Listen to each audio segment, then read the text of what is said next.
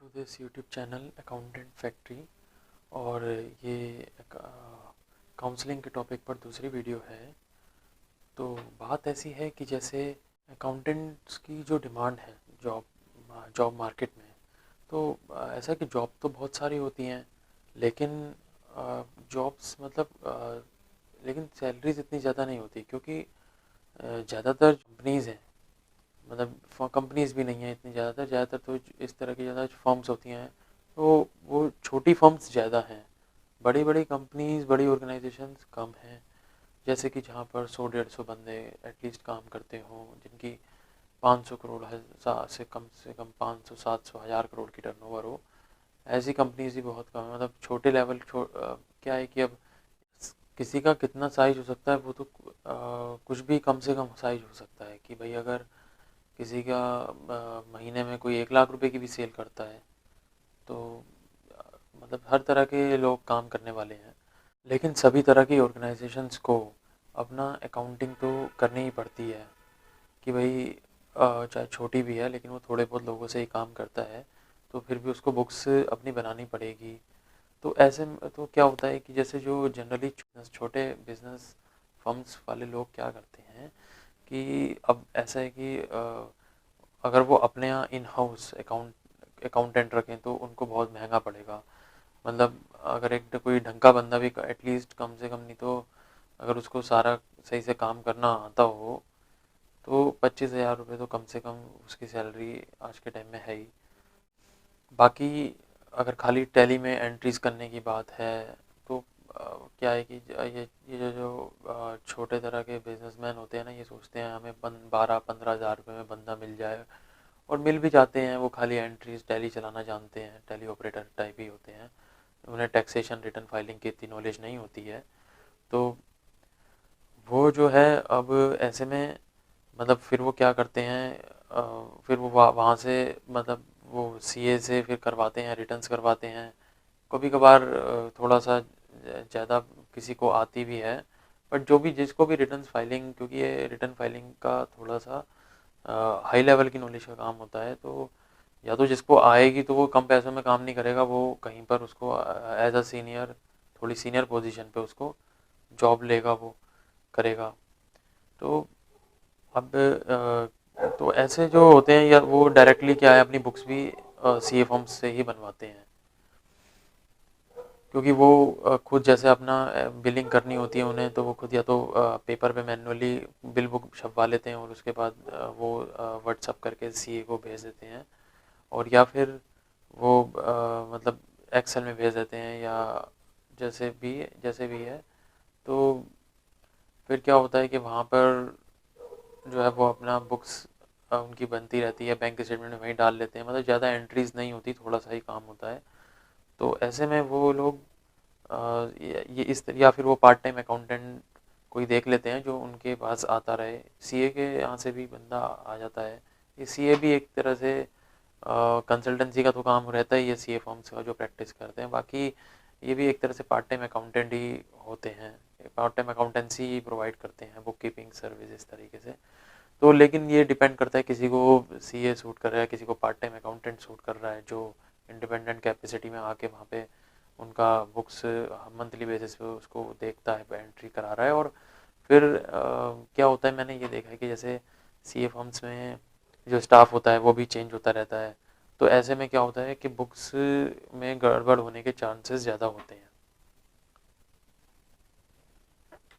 लेकिन दूसरी तरफ हम बात करें तो जैसे जो बड़ी फर्म्स होती हैं, तो बड़ी कंपनीज ही कह सकते हैं बड़ी।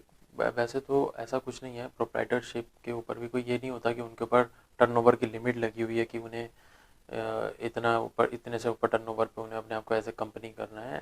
कोई भी बंदा कितना भी टर्नओवर कर लेता है किसी भी कैपेसिटी में। जैसे कि कैपेसिटी मतलब जैसे वो प्रोप्राइटरशिप फर्म हो, पार्टनरशिप फर्म हो, या कंपनी, तो चलो ठीक है। तो बाकी एक एलएलपीज भी होती है। तो अब इसमें ऐसा है कि जैसे अब कोई बड़ी कंपनी, जो बड़ी कंपनीज होती हैं उनमें क्या होता है कि डिपेंड करता है कि एक तो कि वो किस नेचर की कंपनी है। जैसे मैन्युफैक्चरिंग भी होती है उनकी, फिर मैन्युफैक्चरिंग के साथ वो ट्रेडिंग भी वो अपना मैन्युफैक्चरिंग कर रहे हैं तो फिर ट्रेडिंग भी करते हैं। बाकी इसके अलावा जैसे वो प्योर ट्रेडर कि भाई वो मैन्युफैक्चरिंग नहीं करते, खाली ट्रेडिंग ही होलसेल बिजनेस है, कुछ इस तरीके का डिस्ट्रीब्यूटरशिप है, तो भी बट बहुत बड़े लेवल पे बहुत बड़ा वॉल्यूम है, बहुत plenty of numbers of customers हैं और pan India, all over India और इंडिया के बाहर भी उनकी मतलब सप्लाई है, इस तरीके से भी होते हैं। तो जैसे मान लो सर्विसेज, अब कुछ सर्विस प्रोवाइडर होते हैं जैसे अलग अलग इवेंट्स कराने वाले, और बाकी ट्रांसपोर्टेशन लॉजिस्टिक्स वाले भी होते हैं, फ्रेट फॉरवर्डर्स कहते हैं, CHA मतलब क्लियरिंग एंड फॉरवर्डिंग सर्विसेज देते हैं। तो और बाकी सॉफ्टवेयर IT से रिलेटेड, ख़ास तौर पर जैसे नोएडा में बहुत कंपनीज़ हैं। तो अभी क्या होता है कि वहाँ पे जैसे अभी फॉर एग्जांपल एक हमारे क्लाइंट में, आपको उनका एग्जांपल्स से देने से थोड़ा चीज़ें ज़्यादा क्लैरिटी में आ जाती हैं। तो जैसे उनका मतलब वो सॉफ्टवेयर टेस्टिंग सर्विसेज बड़ी बड़ी कंपनीज के साथ करते हैं, महिंद्रा, LIC और मैक्स। तो इस तरीके से तो वो क्या करते हैं, उनका मतलब एक तरह से वो अपने स्टाफ को ही आगे, वो अपने स्टाफ को ही क्लाइंट लोकेशन पे भी भेजते हैं, जाके वो वहाँ पे जाके उनका जो सॉफ्टवेयर है वो वर्क सही से कर रहा है नहीं कर रहा है, इस तरह की पैकेज लेकिन देते हैं वो, ये मतलब मंथली के, हाँ भाई कि 4 बंदे आएंगे तो इतने रुपए, 4 लाख रुपए वो महीना लेंगे, क्योंकि उनको सैलरी भी देनी होती है और अपने भी बहुत खर्चे होते हैं, सारे निकालने होते हैं। तो अब इस तरीके से जैसे ऐसे करने में उनके टर्नओवर 15 से 20 करोड़ का हो जाता है। तो एक चीज़ ये होती है कि अगर कंपनी का नेचर, जैसे अगर वो ट्रेडर मैन्युफैक्चरर है तो मान लो उसका 100 करोड़ टर्नओवर है, तो वो प्रॉफिट अपना दिखाते हैं 1% मतलब दिखाते क्या, होता भी होगा उनको इतना भी, इतना वैसे ज़्यादा आजकल है भी नहीं प्रॉफिट, तो मतलब उनके बुक्स में इतना प्रॉफिट आता है फिर कि 1% आ रहा है 1 करोड़ रुपए। But on the other hand अगर इन जैसी सॉफ्ट सर्विस सेक्टर की कंपनीज होती हैं, उनके क्या होता है, मार्जिन ज़्यादा होते हैं। अभी ट्रेडर मैन्युफैक्चरर में क्या होता है, उनका तो कभी कभार उन्हें बहुत कम मार्जिन पे भी माल बेचना होता है, रेट टू रेट भी माल बेच देते हैं। तो बट वो क्या है कि उनका ट्रांजेक्शन्स हैवी वॉल्यूम, हाई ज़्यादा वॉल्यूम का होता है, और बस बहुत फास्ट होता है ट्रांजेक्शन्स बहुत ज़्यादा, वो मार्जिन कम ही होते हैं। तो और बट ये ऐसा होता है यूजुअली, और ऐसा नेचर है बिजनेस का। और बट अगर जैसे सर्विस सेक्टर है तो उनके में अगर 20 करोड़ का भी 25 करोड़ का टर्नओवर है, तो उनको वो उसमें अपना खैर 5% भी प्रॉफिट दिखाएंगे तो 1 करोड़ आ जाएगा। तो इस तरीके का नेचर है बिजनेस का। और बाकी रही बात कि भाई वहाँ पर स्टाफिंग जैसे अब इतना ज़्यादा होता है, 100-150 बंदे होते हैं, तो इनका ESI PF सैलरी शीट्स वगैरह ये सब एंड सैलरी ट्रांसफ़र करना, ESI PF की रिटर्न्स भी जाती हैं, चालान जमा होते हैं मतलब उनके, तो एप्लीकेबल हो जाता है, क्योंकि मैंडेटरी है कि मतलब ये लॉ भी ESI PF होता है कि भाई इंश्योरेंस है, उनकी सेविंग्स हैं, ये सोशल सिक्योरिटी लॉज होते हैं। ये धीरे धीरे आपको आगे जाकर थोड़ा डिटेल्स में इसके शेयर करूँगा मैं। और जैसे मान लीजिए GST भी एप्लीकेबल होता है, या TDS है, ये सब चीज़ें हैं। तो अभी क्या होता है, काम ज़्यादा होता है, तो अभी वहाँ पर अलग अलग रोल, काम के लिए अलग अलग बंदे भी रखे जाते हैं। मतलब ऐसा होता है कि कुछ लेवल का भी काम होता है, कि मतलब एक है कि बुक राइटिंग है तो उसके लिए एक जूनियर बंदा रख लिया, थोड़ा उससे ऊपर का काम है भाई GST रिटर्न्स करनी है, दूसरा बंदा रख लिया। फिर एक पूरी बुक्स को मॉनिटर करने के लिए कोई बंदा एक बंदा है। तो जैसे जैसे जिसका एक्सपीरियंस लेवल है, नॉलेज लेवल है, अपना मतलब उसका स्किल लेवल है, वो वैसे ही उनके पैकेजेस भी हैं। जैसे वहाँ पर 1-1 लाख रुपए तक अकाउंटेंट्स को एज ए, जो ऐसा नहीं कि वो वहाँ CA होते हैं, बट फिर भी उनको इतनी सैलरी ऑफर करी जा रही है। तो डिपेंड करता है कंपनी के साइज टू साइज पर, और क्वालिटी का काम भी डिपेंड करता है कि भाई वहाँ पर एक तरह से हैवी हाई वॉल्यूम का काम है, मतलब हाई ट्रांजैक्शंस वैल्यू रहती हैं, तो कोई किसी तरीके की गलती ना हो जाए कंप्लायंस में, क्योंकि कुछ भी अगर नॉन कंप्लायंस होता है तो पेनल्टीज़ भी बहुत हेफ्टी, मतलब हाई अमाउंट में आएंगी। तो इसलिए तो बहुत ही ज़्यादा मतलब एक समझदार बंदों को भी वहाँ पर रखा जाता है इस काम के लिए। इस काम को थोड़ा सा समझदार बंदों को दिया जाता है इस तरीके के काम। मतलब वहाँ पे वो लोग एक अच्छे काफ़ी एक्सपीरियंस बंद वो लोग काफ़ी एक्सपीरियंस बंदों को रखते हैं इस काम के हिसाब से अकॉर्डिंगली, मतलब जैसा काम होता है तो बंदे को भी वैसा ही बंदा उन्हें रखना पड़ता है।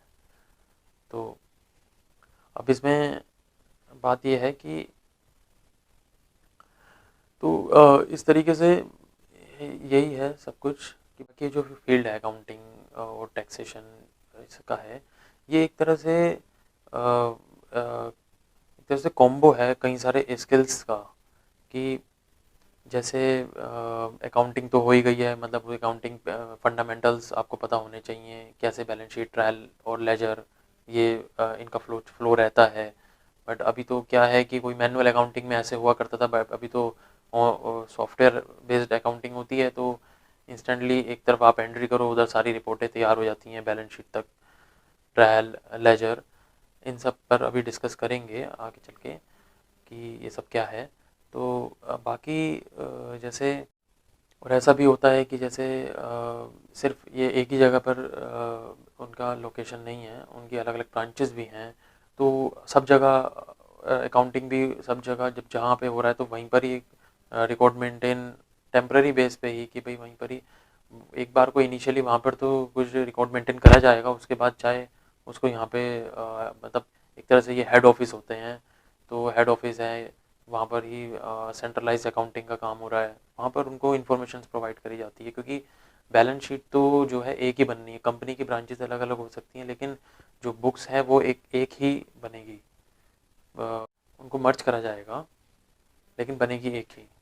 रिकॉर्ड से जगह जगह से लेकर उनको मर्ज करा जाके, लेकिन बैलेंस शीट एक ही बनेगी। तो ऐसा भी ये इस तरीके के कुछ सिस्टम रहते हैं।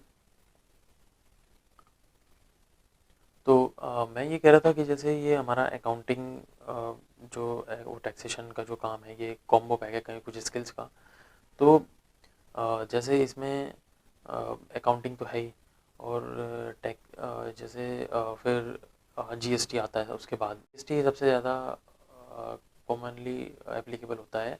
इसके अलावा जैसे कुछ जैसे सर्विस सेक्टर है उस केस में मेनली टीडीएस का बहुत रोल रहता है। टीडीएस यानी कि टैक्स हमें ये आगे से काटना भी होता है और हमारा भी कटता है। जब जिन लोगों को हम बिलिंग करते हैं वो हमारा काटते हैं, जिन जिनकी जिन जिन जो हमारे सप्लायर्स होते हैं, वेंडर्स होते हैं, जिनसे हम लेते हैं, उनको पेमेंट करते हुए हम उनका काटते हैं। तो दोनों ही साइडों से चलती हैं चीज़ें। इसके अलावा एएसआईपीएफ जैसे कि मैंने पहले बताया था कि ये भी कुछ एक थ्रेशोल्ड यानी कि एक एलिजिबिलिटी, एक लाइबिलिटी क्राइटेरिया है कि भाई अगर इतने बंदों से ऊपर होंगे तो आपको रजिस्ट्रेशन लेना पड़ेगा, रिटर्न्स करनी पड़ेंगी। तो इन दोनों में ही रहते हैं, डिटेल में आगे चलकर बात करेंगे। और जैसे अभी हो गया अकाउंटिंग है, जीएसटी, टीडीएस हो गया, इनकम टैक्स की फाइलिंग साल में एक बार जाती ही है, इनकम टैक्स की रिटर्न एक बार जाएगी ही। बट जबकि एडवांस टैक्स जो होता है वो क्वार्टरली जमा होता रहता है, कि जैसे जैसे मतलब आपको इनकम हो रही है वो क्वार्टरली जमा करना है। ये नहीं है कि वो रिटर्न सबसे एक साल में जाएगी तो एक साल के बाद जाएगी तो एक ही टाइम पे फिर बाद में जमा कराना है, तो ऐसा नहीं है। और इसके अलावा जैसे एक रजिस्टर अगर कंपनी होती हैं, जैसे वो प्राइवेट लिमिटेड अपने नाम के आगे उनके लगा होता है, लिमिटेड लगा होता है, तो यानी वो पब्लिक लिमिटेड होती है। पब्लिक लिमिटेड बहुत कम ही होती हैं। तो प्राइवेट लिमिटेड में मतलब उनके क्या होता है कि ये कंपनी बना लेते हैं इस नाम ऐसे रख करके। तो कुछ इसके क्या होते हैं एडवांटेजेस मिल जाते हैं उनको, कि भाई अगर कंपनी बना लेने से क्या होता है कि जो आप आप जिन लोगों के साथ काम करते हो, जिन मान लो सप्लायर्स हैं, तो वो थोड़ा सा ये देखेंगे कि हाँ जी ये आप एक वो रजिस्टर्ड कंपनी के साथ काम कर रहे हैं, तो ऐसा नहीं है कि कल को बहुत इजीली आप उनका पैसा मार सको ऐसा।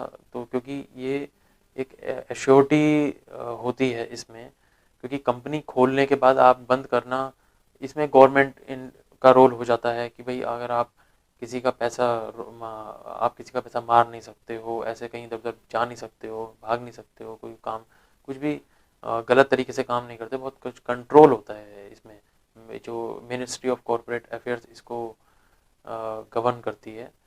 तो ये इनका एक अपनी ही अपना अपना ही वेबसाइट्स पे एक अलग ही रिटर्न्स आती है, मतलब वहीं से वो अप्लाई करके अपना ये रजिस्ट्रेशन देते हैं। और उसके बाद इनके अलग अलग फॉर्म्स कुछ कुछ महीनों में एक तरह से रिटर्न्स जाती हैं, वो एक अलग काम ये हो जाता है। तो मतलब ये कई सारी चीज़ें हैं, ROC, TDS, income registrar of companies ROC, और फिर ESI, PF हो गया, इनकम टैक्स, GST। तो मतलब अब ऐसा होता है कि कभी कभी जैसे कंपनीज़ में, बड़ी कंपनीज़ में हर काम के लिए अलग अलग बंदा रखा जाता है। हालांकि इनकम टैक्स एक इनकम TDS की रिटर्न TDS डिडक्ट करना ये एक रेगुलर एक्सरसाइज है, बट इनकम टैक्स जो है उसका एक रेगुलर काम नहीं होता। ये सबसे ज़्यादा क्वालिटी वाला काम ही होता है इनकम टैक्स की।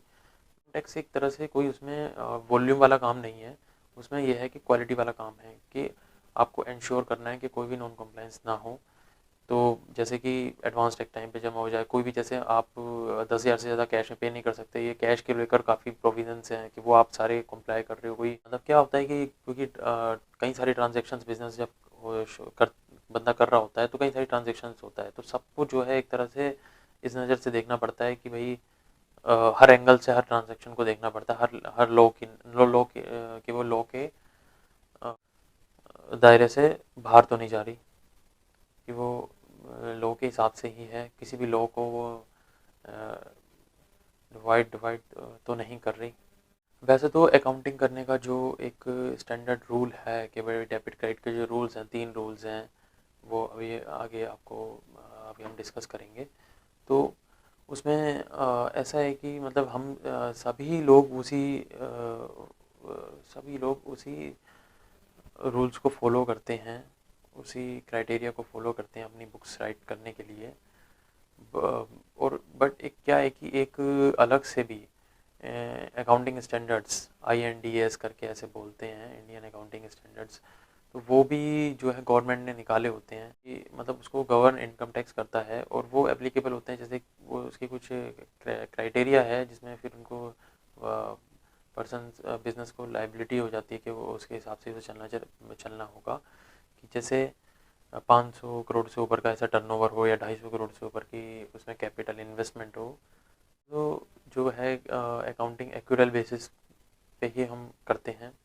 और एक ये है कि बैलेंस शीट फाइनलाइजेशन, जो कि इनकम टैक्स के पर्पस से करी जाती है मेनली, बट कंपनीज के केस में रजिस्ट्रार ऑफ कंपनीज को भी फाइल होती है, तो वो भी उसको फाइनलाइज करना, प्रोविजंस करना, क्योंकि जो ट्रांजेक्शन्स हो रही हैं वो तो जो एक्चुअल में हो रही है, बट कुछ ट्रांजेक्शन्स ऐसी होती हैं जो कि एक तरह से इनविजिबल टाइप की होती हैं। जैसे डेप्रिसिएशन की ट्रांजेक्शन होती है कि भाई अब हमें तो दिख नहीं रहा कि हमारे एसेट की वैल्यू गिर गई है, तो पता मतलब हमें उसके लिए कोई अलग से हमें कहीं पेमेंट तो करनी नहीं है कि भाई अगर हमारे एसेट की डेप्रिसिएशन हो गई है तो उस नुकसान को हम अपनी बुक्स में कैसे बुक करें, तो वो हमें खुद से ही इस चीज़ को करना होता है एसेस। तो हमें खुद से ही एसेस करना होता है इन सब चीज़ों को। तो बाकी इसके अलावा कुछ इंटेंजिबल एसेट भी होती हैं कि जैसे मान लीजिए पेटेंट्स होते हैं और कॉपीराइट्स होते हैं, तो वो तो बहुत कम, बहुत ही किसी किसी बहुत ही लिमिटेड कंपनीज में ये सब चीज़ें होती हैं। हर किसी के साथ ये बहुत कॉमनली नहीं चीज़ ये चीज़ बहुत कॉमन नहीं होती है। तो जैसे कि ये मैं इसको एक कोर्स बोलता हूँ, लेकिन अगर इसको ऐसे आप कोर्स की नज़र से ना भी देखो, तो एक्चुअली मैं सारी चीज़ें वो शेयर कर रहा हूँ, वो आपको प्रेजेंट करूँगा कि जो भी चीज़ें मैं अपने फर्म अपने ऑफिस में, जो भी चीज़ें हम अपने ऑफिस में करते हैं, ठीक है। तो वो पूरी ये क्या होती है कि हमारी एक ये जो है हमारी अकाउंटिंग एंड टैक्सेशन का वर्क, जैसा भी मैंने आपको बताया, कॉम्बिनेशन तो होता ही है कुछ स्किल्स का, बट एक ये ना एक ये साइकिल भी होती है। जैसे ये एक तरह से रूटीन साइकिल टाइप का काम है कि जब हमारा एक साल क्लोज हो जाता है तो फिर से वही चीज़ें रिपीट होती हैं जो पिछले साल हुई थी।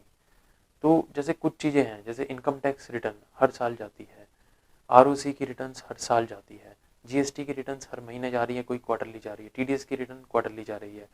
तो ये एक तरह से एक मतलब साल कि जैसे अब कोई अकाउंट, एक फाइनेंशियल ईयर क्लोज हुआ है तो दूसरा शुरू हो गया, और फिर से वही अपना हम क्या करेंगे, जो पिछले जो मतलब खर्चे वगैरह हमने बुक करे और सेल करी, परचेज करी, वो तो बात वहीं ख़त्म हो गई है। लेकिन जो पार्टियों से लेना देना रहता है अभी हमारा पार्टीज से, और जो हमारा अपना एसेट्स हैं, और कैपिटल है, ये सब जो लोन्स हैं, इन सब के जो बैलेंसेज हैं वो हमारे ऑटोमेटिकली नेक्स्ट ईयर के ओपनिंग बन जाते हैं। फिर उसके बाद फिर वही ट्रांजैक्शन शुरू हो जाती है, सेल परचेज और अपना बैंक की एंट्रीज भी होती हैं खैर, और खर्च एक्सपेंसेस हैं, और उसके बाद फिर ये इनके रिटर्न्स शुरू हो जाती है। तो ये सब चीज़ें चलती रहती हैं। और फिर जैसे अपना एक हमारा कॉम्प्लायंस कैलेंडर सा एक तरह से होता है इसमें अपना, कि हाँ कि भाई हर महीने ये रिटर्न जाएगी, इस फलाना तारीख को ये वाली रिटर्न जाएगी। तो ऐसे ही ये जो है हमारा ये जो इस काम का जो रूटीन है इस तरह से चलता रहता है, कि इसमें ये हमारा काम कोई ऐसा नहीं है कि भाई अभी हमें ये मतलब ये एक तरह से कोई सेल्स रिलेटेड काम नहीं है। बिजनेस कम होएगा तो भी काम वही वही साइकिल ही रहेगी। तो जो हमारा फाइनेंशियल ईयर होता है, यानी कि वैसे हमारा साल होता है नॉर्मली वो जनवरी में शुरू होता है, दिसंबर में ख़त्म होता है, बट अकाउंटिंग पर्पस के हिसाब से जो हर एक लॉ में मतलब जीएसटी, इनकम टैक्स वगैरह में सब में जो हमारा जो साल चलता है वो अप्रैल से लेके मार्च तक का चलता है। और जैसे हमारे इनकम टैक्स की रिटर्न होती है वो अप्रैल से लेके मार्च तक की ही जाती है, और जिसको कि फाइल करने का अलग अलग कैटेगरी के लोगों के लिए अलग अलग डेट्स होती हैं। मतलब साल ख़त्म होने के 3 4 5 महीने के अंदर ये सब रिटर्न्स चले जाती हैं, हमें हमें ये सब रिटर्न्स फाइल करनी होती हैं, बैलेंस शीट फाइनल करनी होती है, और रिटर्न्स आईटीआर फॉर्म होता है वो फाइल करना होता है। फिर और ऐसे ही सिमिलरली रजिस्ट्रार ऑफ कंपनीज़ की भी कुछ ऐसी रिटर्न्स जाती हैं। तो ये मैंने आपको एक ओवरव्यू दिया है इस फील्ड के काम का। तो कुछ इस तरीके से ही ये काम चलता रहता है। अभी इस वीडियो को मैं क्लोज़ करता हूँ यहीं पर, और मिलते हैं नेक्स्ट वीडियो में।